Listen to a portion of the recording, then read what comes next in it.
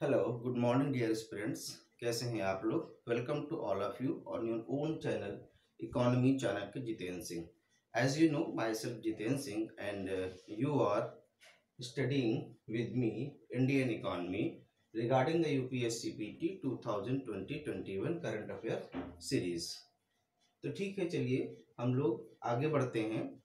और जैसा कि आप देख रहे हैं यहाँ पे क्वेश्चन नंबर 25 है आपके सामने, और अभी तक हम लोगों ने 24 क्वेश्चंस को डिस्कस किया हुआ है। तो चलिए हम देखते हैं क्वेश्चन नंबर 25। तो question number 25 is saying that consider the following statements. निम्नलिखित कथनों पर विचार कीजिए। Statement number first, saving rate 2017-18 at current market prices in India is 30.5% of GDP।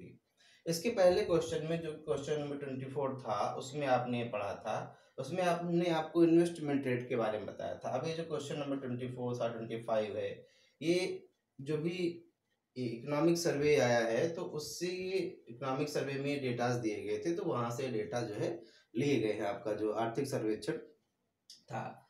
तो इसके पहले क्वेश्चन में आपने निवेश दर के बारे में पढ़ा था कि भारत की निवेश दर क्या है पहले की तुलना में, क्या घटी है या बढ़ी है। तो आपने जाना था उसमें कि पहले की तुलना में भारत में निवेश दर घटी है, और निवेश दर घटने के कारण ही भारत की अर्थव्यवस्था में जो कोविड-19 के पहले जो स्लो डाउन की स्थिति थी वो निवेश की दर में कमी होने के कारण थी। इतना आप लोगों ने जाना था। इसमें अब हम सेविंग रेट यानी कि बचत दर के बारे में जानेंगे।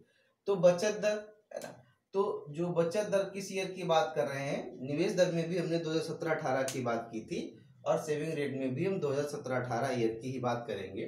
तो saving rate 2017-18 at current market prices in India is 30.5% of GDP.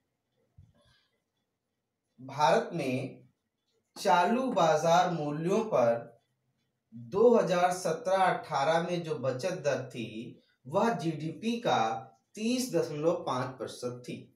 Bharat में चालू बाजार मूल्यों पर 2017-18 में जो बचत दर थी वह जीडीपी का 30.5% थी। मतलब वही बात हो गई कि अगर हम 100 रुपीज अर्न करते हैं तो उसमें से हमारी बचत कितनी हो रही है, 30 रुपये 50 पैसे की। इसका मतलब ये है अगर हमारी जीडीपी 100 रुपीज है तो हमारी बचत 2017-18 में कितनी थी, 30.5%।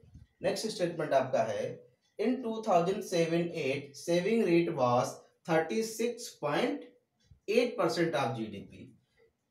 जहां 2017-18 में बचत दर 30.5% है, वहीं 2007-8 में ये बचत दर आपकी कितनी थी, 36.8%, मतलब ज्यादा थी। तो इसका मतलब क्या हो गया, अगर हमारी जीडीपी 100 रुपए थी तो हम कितना बचा रहे थे, 36 रुपए और 80 पैसे ये हम बचत कर रहे थे। तो अगर हम यहाँ पे ये दोनों स्टेटमेंट्स की जो प्रीवियस क्वेश्चन था हमारा जिसमें हमने इन्वेस्टमेंट रेट के बारे में पढ़ा था उससे हम तुलना करें तो यहाँ पे जो बचत दर है 17-18 में जो 30.5% है, तो हमारा जो इन्वेस्टमेंट रेट था, इन्वेस्टमेंट रेट निवेश दर, वह 2017-18 में 32.3% थी। आपने लिखा होगा नोट्स में, उसको आप टैली कर सकते हैं। तो 32.3% थी, यानी कि निवेश दर बचत दर से ज्यादा है। निवेश दर प्रेजेंट में हमारे यहाँ जो निवेश दर है वो बचत दर से ज्यादा है, क्योंकि हमारी बचत दर कितनी 17-18 में आ रही है, 30.5%, जबकि इसी ईयर में हमारी जो है निवेश दर कितनी आ रही थी, 32.3%। तुलना करें अगर हम, वहीं 2007-8 में जो हमारी बचत दर है वो 36.8% है, जबकि 2011-12 में जो हमारी निवेश दर थी वो 39% थी, यानी कि इससे ज्यादा थी। तो यहाँ पे इन दोनों आपके जो कथन है, स्टेटमेंट्स हैं, इनको अगर हम प्रीवियस क्वेश्चन से निवेश दर से टैली करें तो हमें यह पता चलता है कि हमारे यहाँ भारत में जो निवेश दर है वो बचत दर से ज्यादा है, या हम ये कह लें कि जो बचत दर है वो निवेश दर से कम है। तो मैंने आपको ये क्यों बताया, अभी मैं बताऊंगा कि बचत दर निवेश दर की तुलना हमने क्यों करवाया आपसे, तो इससे आपको तीसरी बात पता चलेगी अभी। Next statement number 3, private sector contribute more 28.8% than public sector 1.7% in savings. Private sector का मतलब निजी क्षेत्र, और कल हमने आपको बताया था कि जो प्राइवेट सेक्टर में जो है दो होते हैं, एक होता है house hold sector, house hold का मतलब हम और आप, जो घरेलू क्षेत्र होता है, और दूसरा होता है कारपोरेट सेक्टर यानी जो कंपनी होती है। जैसे हम और आप हैं, तो हम और आपने कुछ इनकम की, उसमें से कुछ खर्च किया, और जो कुछ बचाया मान ली हमने उसको शेयर में इन्वेस्ट कर दिया, तो हम किस सेक्टर में आएंगे? हाउस होल्ड सेक्टर में। अब मान लीजिए कोई कंपनी है, वो शेयर बाजार में निवेश करे तो कारपोरेट सेक्टर है। तो प्राइवेट सेक्टर में क्या होता है, दो हैंड होते हैं इसके। प्राइवेट सेक्टर में क्या होता है, ये दो हैंड होते हैं, कल भी हमने आपको बताया था, हाउस होल्ड सेक्टर और कारपोरेट सेक्टर, घरेलू क्षेत्र का और निगम क्षेत्र, और ये दोनों ही क्या होते हैं आपके प्राइवेट सेक्टर में आते हैं। तो प्राइवेट सेक्टर कंट्रीब्यूट मोर, यानी कि जो प्राइवेट निजी क्षेत्र है उसका योगदान बचतों में ज्यादा है, और कितना है? 28.8%, यानी जो टोटल बचतें हो रही हैं। यहाँ तो ये था कि किस ईयर में कितनी बचत दर रही है, अब यहाँ पे ये बता रहा है कि जितनी बचत हुई उसमें मान लीजिए कि 100 रुपये की बचत हुई, मान लेते हैं कि अगर 100 रुपये की बचत हुई तो उसमें जो है प्राइवेट सेक्टर का योगदान 28.8% है, और पब्लिक सेक्टर का योगदान कितना है? 1.7% है। ये क्या है देखिए, उससे कम आ रहा है ना, ये क्या है, उससे कम आ रहा है। तो पब्लिक सेक्टर का मतलब जो गवर्नमेंट भी तो बचत करती है, तो गवर्नमेंट की बचत कम है और पब्लिक सेक्टर की प्राइवेट सेक्टर की बचत ज्यादा है। ठीक है, तो ये आपका थर्ड स्टेटमेंट हो गया। Fourth statement is that India investment rate is always higher than saving rate. Bharat में निवेश दर हमेशा बचत दर से ज्यादा होती है। कह रहा भारत में निवेश दर हमेशा बचत दर से ज्यादा होती है। तो ऐसा कैसे पता चला हमारा? ऐसा हमें आंकड़ों से पता चला। तो देखिए, आपकी बचत दर 30.5% है 2017-18 में, जबकि आप इसको निवेश दर में देखिए, ये आपकी इसी साल में जो निवेश दर है वो 32.3% है ना। यहाँ पे 2007-8 में जो है बचत दर 36.8% है, जबकि 2011-12 में जो है निवेश दर है वो 39% है। तो अगर हम जब आंकड़े देखते हैं प्रीवियस ईयर्स के, तो हमें पता चलता है कि हमारे भारत में जो निवेश दर है वो बचत दर से ज्यादा होती है, यानी कि हम जितना बचाते हैं उससे ज्यादा निवेश करते हैं। मान लीजिए हमने 100 रुपये बचाए, इसी को मान लेते हैं, तो हम निवेश इससे ज्यादा करेंगे, यानी कि 110 रुपये करेंगे, 110 रुपये करेंगे, या 120 रुपये करेंगे। तो ये चीज है, यानी जितना हम बचा रहे हैं उससे ज्यादा निवेश कर रहे हैं। इससे क्या होता है मैं आपको बताता हूँ। तो पहले मैंने स्टेटमेंट्स को देख लेते हैं। तो पहला स्टेटमेंट था कि भारत में बचत दर 2017-18 के चालू बाजार मूल्यों पर, चालू मूल्य हमने आपको बताया था, चालू मूल्य वो होते हैं जो वर्तमान में चल रहे, जैसे मान लो कोई भी चीज है, मान लीजिए पोटैटो है, आलू है, तो आलू का प्राइस मार्केट में जो 30 रुपये पर केजी बिक रहा है इस समय, तो हम कहेंगे ये इसका चालू मूल्य है। अगर हम कहें कि आधार मूल्य क्या है, तो आधार मूल्य क्या है इसमें, तो जो गवर्नमेंट होती है वो आधार वर्ष मानती है, वो समय समय बदलता रहता है। इस समय आधार वर्ष 2011-12 चल रहा है। तो जब हम आधार बेसिक प्राइस की बात करेंगे, तो करंट प्राइस और बेसिक प्राइस दो होते हैं, तो करंट प्राइस की बात करेंगे तो आज के मूल्य की बात करेंगे, और जब हम बेसिक प्राइस की बात करेंगे तो 2011-12 के मूल्यों की बात करेंगे। कि जैसे मान लीजिए 2011-12 में आलू का मूल्य 15 रुपये पर केजी था, तो जितना भी उत्पादन होगा उसको अगर हम आधार मूल्यों पर कैलकुलेट करेंगे तो 15 रुपीज पर केजी, जो कि 11-12 का रेट था, उस पर करेंगे, और अगर चालू मूल्यों पर करेंगे तो आज के मूल्य पर करेंगे। तो बेसिक ये अंतर होता है करंट प्राइसेस में और बेसिक प्राइसेस में। तो करंट प्राइसेस की बात कर रहा है। तो 17-18 में करंट बाजार, चालू बाजार मूल्यों पर जो भारत की बचत दर थी वो 3.5% थी जीडीपी का। ठीक है, तो ये स्टेटमेंट आपका सही है। दूसरा है, इन 2007-8 saving rate was 36.8% of GDP, यानी कि 2007-8 में जो भारत में बचत दर थी वो जीडीपी का 36.8% थी, है ना। तो क्या हुआ, बचत पहले ज्यादा थी अब घटी है। तो इन्वेस्टमेंट में भी हमने नहीं पढ़ा था कि इन्वेस्टमेंट रेट पहले ज्यादा थी अब घट गई है।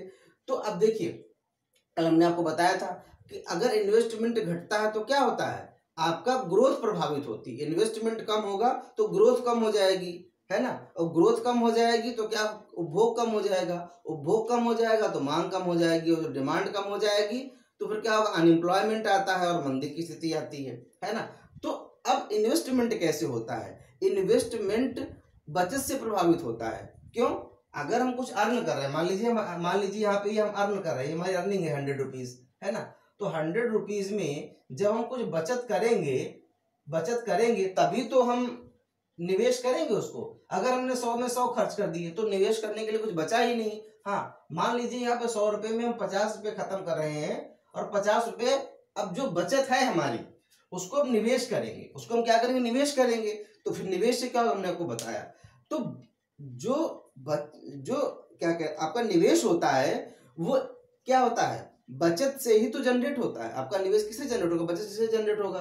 तो जब बचत ज्यादा होगी तो निवेश भी ज्यादा होगा। तो बचत ज्यादा करना क्या अच्छी बात है, और इकोनॉमी के लिए भी अच्छी बात है। तो ये भी आपका सही है, ठीक है। थर्ड है आपका, private sector contribute more than public sector in savings, यानी जो बचत होती है उसमें निजी क्षेत्र का योगदान सार्वजनिक क्षेत्र की अपेक्षा अधिक है, सही है आपका। चौथा है आपका statement, in India investment rate is always higher than saving rate, Bharat में जो निवेश दर होती है वो हमेशा बचत दर से ज्यादा होती है, सही है। यानी कि हमारी जितनी बचत होती है, अब मान लीजिए बचत हमारी यहाँ पे 50 रुपये, हमने आपको एग्जांपल दिया कि हमने 100 रुपये अर्न किया, 50 रुपीज हमारा खर्च हो गया, 50 रुपीज हमारी बचत हुई। तो बचत, तो यहाँ पे जो निवेश करते हैं वो हमेशा 50 से ज्यादा करते हैं, 55 रुपये, 60 रुपये, ठीक है। तो ये स्टेटमेंट भी आपका सही हो गया है। तो ये आपके चारों के चारों स्टेटमेंट सही हैं। तो अब नीचे, which of the above statement is a right, उपर्युक्त कथनों में से कौन सा या कौन से कथन सत्य है या है। Only 1 and 2, B only 3, C only 4, D 1 2 3 4 all. तो आपका डी वाला स्टेटमेंट आपका सही हो जाएगा। तो ठीक है, तो यहाँ पे जो आपका चौथा, तो ये इस तरीके से आपका हो गया। अब मैं एक आपको अलग चीज समझाता हूँ। In India investment rate is always higher than saving rate, Bharat में जो है निवेश दर हमेशा बचत दर से ज्यादा होती है। तो इससे क्या होता है, ये देखिए इससे क्या होता है,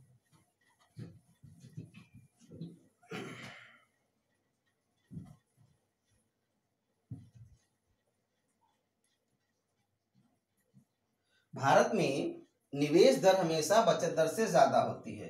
तो आपका investment rate is higher than saving rate, है ना। मान लीजिए इन्वेस्टमेंट रेट ज्यादा है, सेविंग रेट मतलब कम है, ऐसा बताया जा रहा है कि भारत में investment rate is higher than saving rate, यानी कि आपकी जो निवेश दर है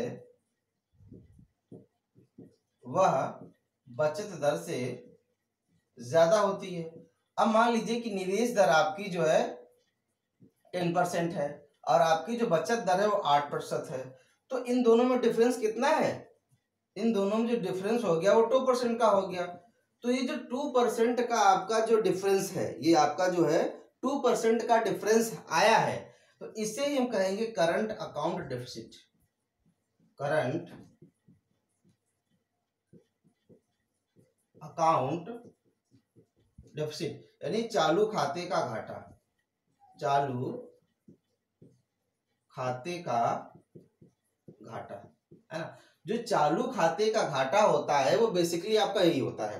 यानी भारत में आमतौर पर जनरली निवेश दर बचत दर से ज्यादा होती है। तो अब जब निवेश हमारा 10 रुपए है और बचत हमारी 8 रुपए है, तो जो 2 रुपए हम कहाँ से लाए होंगे, ये हमारा घाटा हुआ ना, क्योंकि हमारे पास जो बचत हुई थी वो तो 8 रुपए की हुई थी, निवेश हमने 10 रुपए का कर दिया, तो 2 रुपए क्या हुआ, घाटा हुआ। तो आमतौर पर भारत में चालू खाता घाटा होता है। लेकिन अगर यही चीज उल्टा हो जाए, अगर यही चीज उल्टा हो जाए, अगर ये ऐसे हो जाए, अगर निवेश दर जो है बचत दर से कम हो जाए, है ना, निवेश दर बचत दर से आपकी कम हो जाए, इसको हम उल्टा कर देते हैं, तो क्या होगा, तो फिर क्या होगा, फिर यहाँ पे जो है चालू खाते का घाटा नहीं होगा, यहाँ पे फिर घाटा नहीं होगा, यहाँ पे क्या होगा, यहाँ पे होगा करंट अकाउंट सरप्लस हो जाएगा, डेफिसिट की जगह पे क्या होगा, सरप्लस हो जाएगा। चालू खाता अधिशेष क्या हो जाएगा आपका, चालू खाता अधिशेष क्या हो जाएगा, चालू खाता अधिशेष। तो अगर अब यहाँ पे देखिए निवेश दर 8 रुपये, बचत दर 10 रुपये, मतलब हमने 10 रुपये बचाया था और हमने निवेश 8 रुपये किया, तो 2 रुपये हमारे पास बच गए ना, तो अधिशेष हुआ, सरप्लस हुआ, हमें कोई घाटा नहीं हुआ। और वहां पे क्या था, उल्टा हो रहा था, 8 रुपये हम बचा रहे, 10 निवेश कर रहे थे, 2 रुपये घाटा हो रहा था। तो यहाँ पे क्या होगा, अगर निवेश दर कम हो जाए और बचत दर बढ़ जाए तो क्या होगा, करंट अकाउंट सरप्लस होगा।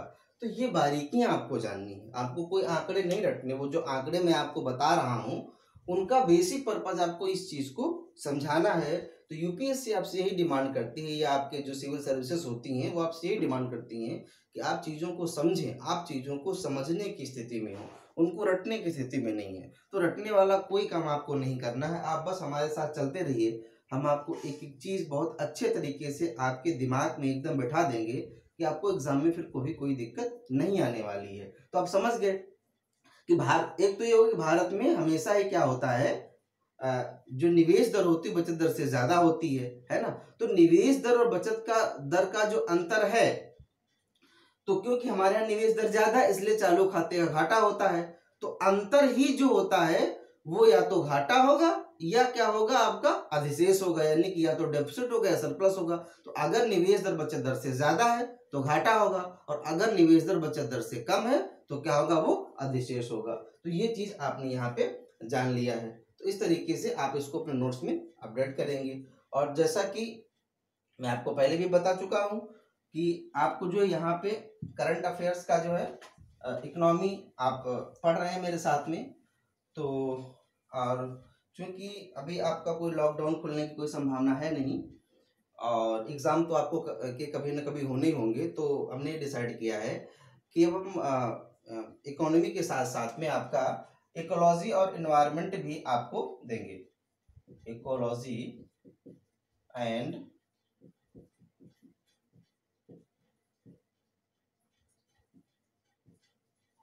अब आपको इस चैनल पे इकोलॉजी और इन्वायरमेंट की क्लासेस भी मिलेंगी, ठीक है। मेरे ही द्वारा इकोलॉजी और इन्वायरमेंट की क्लासेस भी आपको मिलना शुरू हो जाएंगी, ताकि आपकी तैयारी समग्र रूप में चले, कोई भी चीज़ छूटे ना। और दूसरा आपका जो चैनल है, हम आपको पहले बता चुके हैं, word study with Praful, PRAPHUL।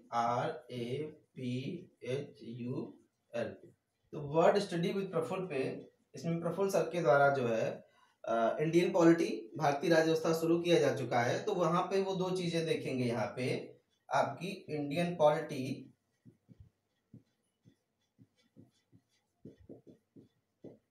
Plus geography,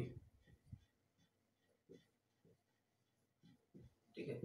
तो इस तरीके से आपके इकोनॉमी और इन्वायरमेंट मेरे द्वारा होगा और इंडियन पॉलिटी और ज्योग्राफी प्रफुल सर के द्वारा होगा।